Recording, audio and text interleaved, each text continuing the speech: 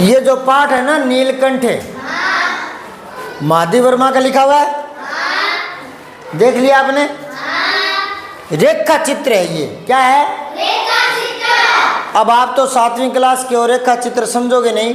मैं कोशिश कर रहा हूँ समझाने की कि क्या होता है रेखा चित्र। देखो, एक तो होती है कहानी, एक होती है कविता, समझ गए क्या?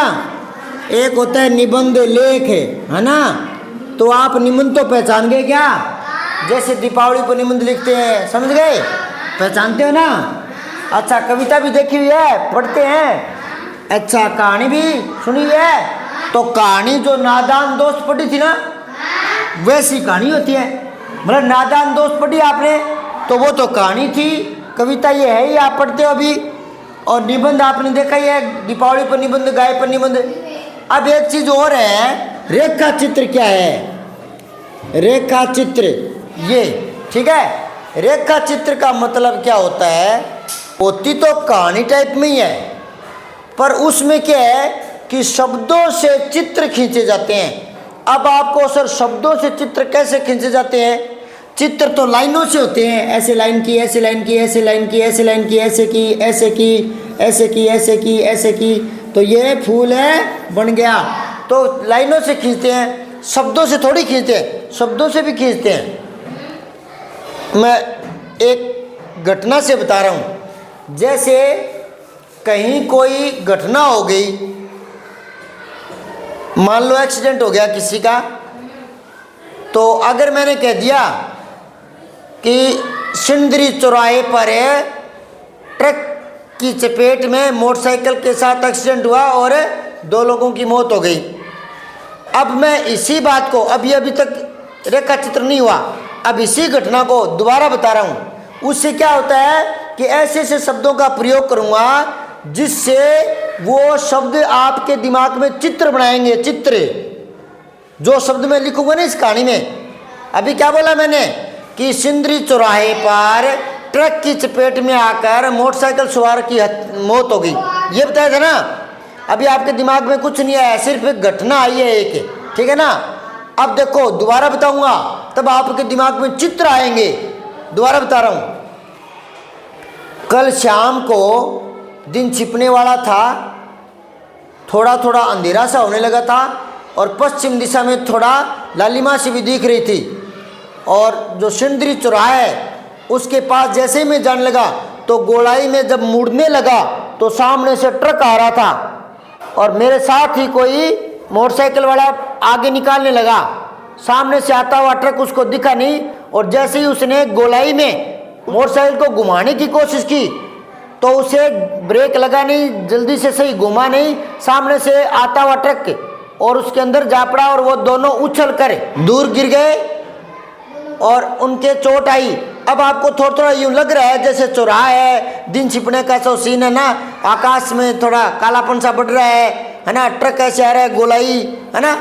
तो ये जो थोड़ा थोड़ा दिखने लगता है घटना, होती इसी दिमाग में, ऐसे कल्पना में ऐसे शब्दों का प्रयोग करना, उसको कहते हैं रेखा चित्र। शब्दों से चित्र खींच देगा वो, समझाई क्या?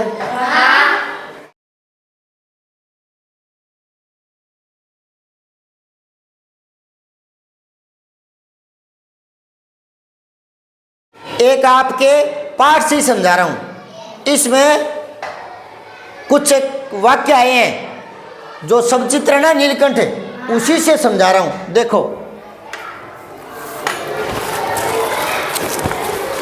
मोर की लंबी पूंछ और उसके पंखों पर चंद्रिकाओं के इंद्रधनुषी रंग उद्दीप्त हो रहे थे। चंद्रिकाओं के, चांद से मोर के पंख के पीछे चांद का सा निशान होता है ना, चंदा सा बना होता है ना।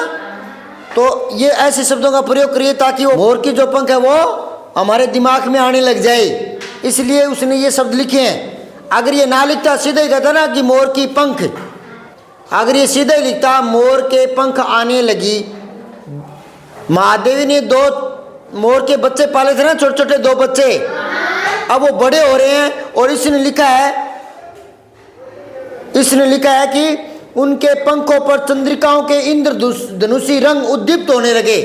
अगर ये ना लिखती, सीधा यूं लिख दी कि मोर के पंख आने लगे, तो हमें घटना का तो पता चल जाता, लेकिन दिमाग में कोई चित्र नहीं आता। अब इसने मोर के पंख आने लगे, यूं नहीं लिखा, यूं लिखा है कि मोर के पंखों पर चंद्रिकाओं वाला इंद्रधनुषी रंग दिखने लगा।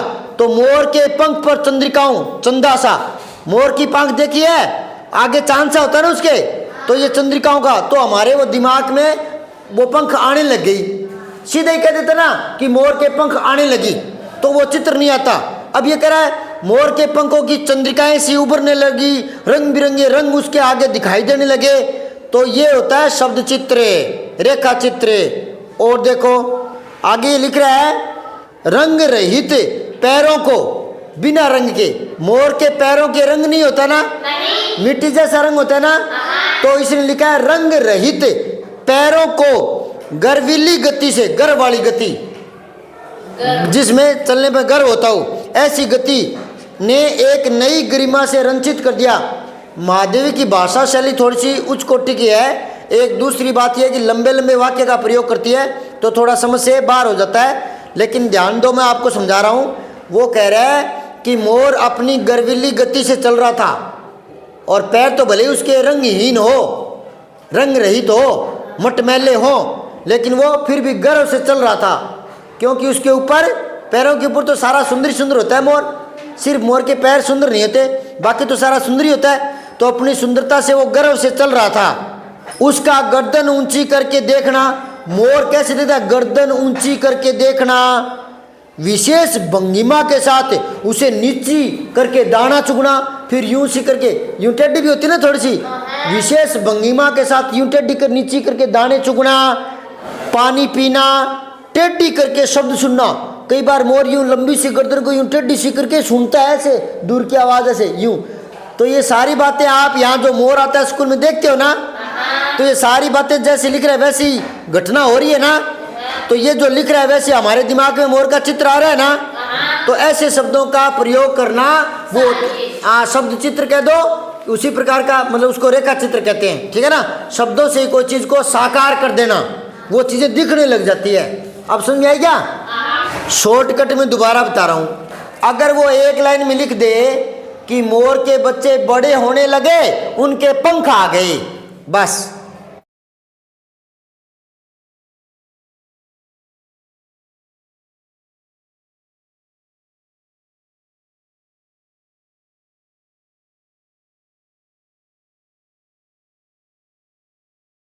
तो शब्दों से ही किसी बात का चित्र उभार देना दिमाग में, उसको कहते हैं शब्द चित्र या रेखा चित्र।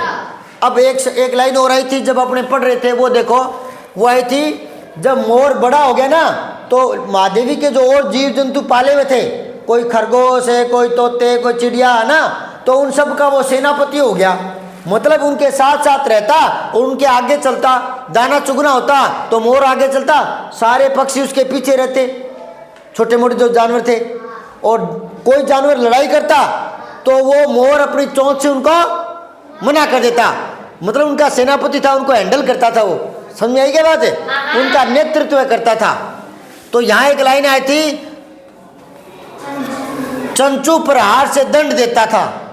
अब इसका अर्थ देखो, चंचू होता है चोंच, बोलिए ना, और प्रहार होता है चोट, चोंच की चोट।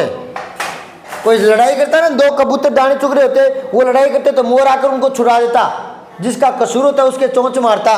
तो चंचू प्रहार, चोंच की चोट, ये बीच में यूं आ जाता है ना, यहाँ का के की लग जाता है, चंचू प्रहार, चंचू की प्रहार या चोंच की चोट की लग जाता है, ये सामासिक पद बन जाता है, ठीक है। बीच में से विभक्तियां गायब हो जाती है। ये कभी समास कराऊंगा ना बड़ी क्लास में तब बताऊंगा। से दंड देता, दंड मत देता मतलब सजा देता,